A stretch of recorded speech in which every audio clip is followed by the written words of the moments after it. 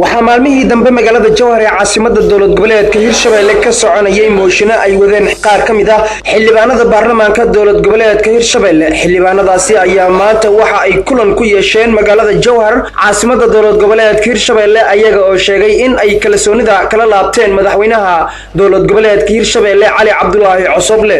hadalkaasi markii xildhibaanadaasi ka soo yeeray ayaa waxa ka jawaabay qaar kale oo ka tirsan xildhibaanada baarlamaanka dowlad goboleedka Hirshabelle ayaga oo shirjilad ku qabtay magaalada Jowhar caasimadda dowlad goboleedka Hirshabelle. waxa ayna sheegeen arinka ay xildhibaanadaasi ay ku dhaqaaqeen in ay dastuuri ahayn wax kama jiraan uu yahay xilka qaadista ay ku sameeyeen madaxweynaha dowlad goboleedka Hirshabelle mudane Cali Cabdulaahi Cosoble.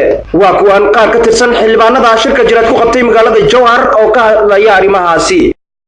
Hirshabelle Jowhar meelaha ayaan maanta waxaan ka maqlaynaa in madaxweynihii laga qaaday xilka.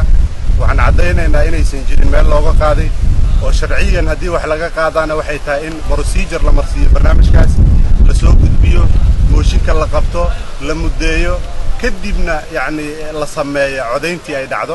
marka wararkaasaana soo gaaraya marka haddii afartii xildhibaan oo xanaaqdaba meel tagtaba ay dhahdo waxaan qaadnay codka yacni meelay ka soconaysa ma jirto.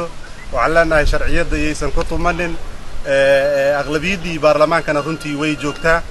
waxa hadda hawsha wada oo dhibka wadana waa 5 xildhibaan waxaan ka badnaan.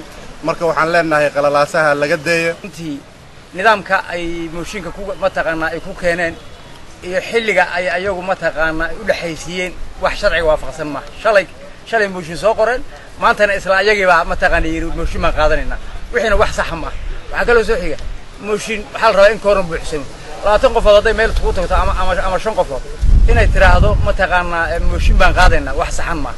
marka waxaan leenahay arrinka laga fiirsado maamulka Hirshabellena 20 qofood oo isu tagtay oon ka fakareen aayaha iyo waqti laga soo galiyay iyo wixii laga soo maray iyo miisaanka Hirshabelle ay leedahay runtii wax uma dhimi karto. waxaan hadda maqlaynaa waqtiyada dambe in la dhahayo 37 qofood iyo 30 qofood oo xanaaqsan oo madaxweynaha waxyaabo ay isku qabteen oo ay kamid yihiin degmooyin iyo waxsaas in ay meel isugu tageen gudoomiyihii labaad ee baarlamaanka ay geysteen meesha xitaa meedihii laga celiyay meesha ee sidii ay ku yireen madaxweynihii dhacay.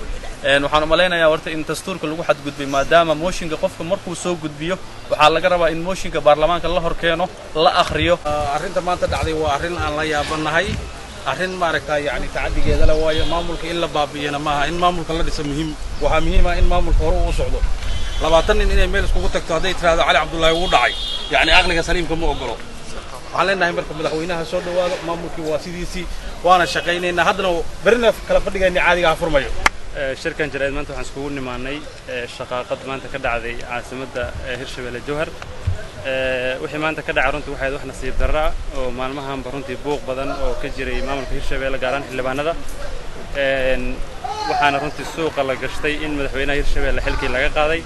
haddii aan nahay maamulkii golihii wasiirada iyo xildhibaanadii waxaan beeninaynaa arrintaas. runtii mar haddii mooshin qof xil laga qaadayna runtii process la soo maru leeyahay maahan 10 xildhibaan oo xanaaqo indigreed hoostiisa fadhiisato inay tiraahdo xilkii aan ka qaadnay hebel ama wasiir ama madaxweyne.